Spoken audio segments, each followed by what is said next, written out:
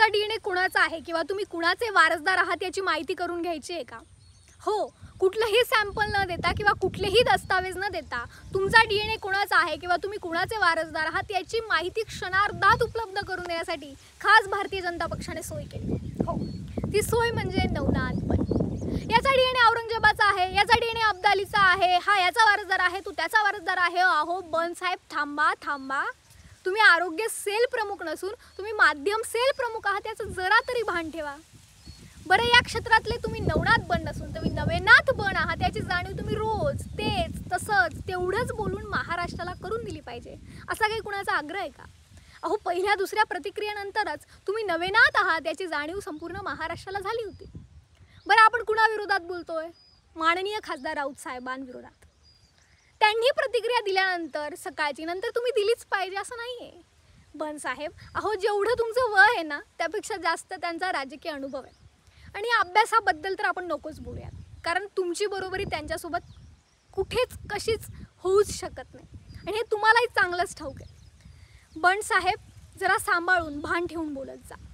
तुम्ही नवेनाथ आहात खरं, पण तुम्ही भाजपचे नवेनाथ आहात याचंही भान ठेवा, कारण भाजपला नवे करायला आणि नव्याचे जुने करायला फारसा वेळ लागत नाही.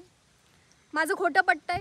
आदरणीय माधव भंडारी साहेबांना जाऊन विचारा, ते याबद्दल जास्त स्पष्ट आणि अधिकची माहिती तुम्हाला देऊ शकतात. पण बन साहेब, तुम्ही बोलणं सुरू केलं ना हे एका अर्थाने बरंच झालं. खरं तर तुमचे आभार मानले पाहिजे, कारण ज्या दिवसापासून तुम्ही बोलणं सुरू केलं आहे ना त्या दिवसापासून चित्रा वाघांपासून तर नरेश मस्केंपर्यंत भोंगा म्हणजे काय याची जाणीव तुम्ही त्यांच्या सकट संपूर्ण महाराष्ट्राला करून दिली. त्याबद्दल खरंच तुमचे मनापासून आभारच मानले पाहिजे. बरं, काल परवा तुम्ही म्हटलात की फडणवीस साहेबांच्या पाठीवर उद्धव साहेबांनी वार केला, परंतु फडणवीस साहेब फिनिक्स पक्षासारखे धुळीतनं त्यांनी झेप घेतली. बन साहेब, अज्ञानत्व म्हणजे काय, ज्ञानाचा अभाव म्हणजे काय याचं तुम्ही जिवंत खरंच उदाहरणच आहात. बन साहेब, थोडा अभ्यास करा, थोडी माहिती घ्या. बन साहेब, अहो फिनिक्स पक्षासारखी फडणवीस साहेबांनी झेप घेतली हे सांगण्याआधी थोडा अभ्यास करा आणि बघा, इतिहासाच्या पानापानावर तुम्हाला सापडेल. बन साहेब, जेव्हा या राजकीय पटलावर भारतीय जनता पक्ष या नावाची जेव्हा धूळ होत होती ना, तेव्हा याच शिवसेना नावाच्या पक्षानं त्यांना झेप घेण्यासाठी पंखात बळ दिलं. 2चे 302 खासदार करण्यासाठी हीच शिवसेना भारतीय जनता पक्षाच्या पाठीशी भक्कमपणे उभी राहिली आणि तेव्हा तुम्ही झेप घेऊ शकलात. त्याच शिवसेनेच्या पाठीत तुम्ही वार केला. हा इतिहास आत्ता काल परवाच आहे. अहो, प्रत्येक इतिहास तोडून मोडूनच वाचला पाहिजे, तोडून मोडूनच सांगितला पाहिजे असं नाही आहे. बन साहेब, काल परवाचा इतिहास तरी समाजासमोर सांगताना नीट स्पष्ट सांगा. महाराष्ट्राला तो माहिती आहे, पण तो तुम्हाला माहीत नाही. अहो, ज्या झाडानं सावली दिली त्याच झाडावर घाव घालणं, बन साहेब, हा DNA नेमका कुणाचा आहे? अहो, झाडावर घाव घालताना त्याची मुळं फार भक्कम आणि घट्ट आहेत याची माहिती बन साहेब तुम्ही करून घ्या.